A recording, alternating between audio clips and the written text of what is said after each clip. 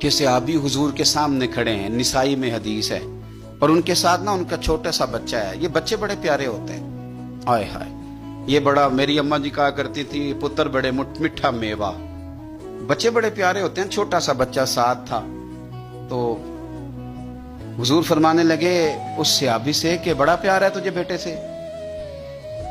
اس نے کہا حضور بڑا ہی پیار ہے۔ کچھ دن گزرے تو صحابہ کرام فرماتے ہیں اس آدمی کا بیٹا انتقال کر گیا، اس کا بیٹا انتقال کر گیا۔ میرے نبی پاک صلی اللہ علیہ وسلم اس کے پاس آئے، فرمایا تکلیف میں ہو؟ بول نہ سکا پر آنسو نکل آئے۔ یا رسول اللہ صلی اللہ تعالی علیہ وسلم میں بڑی تکلیف میں ہوں۔ تو حضور نے فرمایا کیا تو پسند کرتا ہے کہ جب تو جنت میں جائے تو تو جس دروازے سے بھی داخل ہونے لگے تیرا بیٹا سامنے کھڑا ہو اور تیرا انتظار کر رہا ہو، تیرا پتر سامنے کھڑا ہو، پسند کرتا ہے؟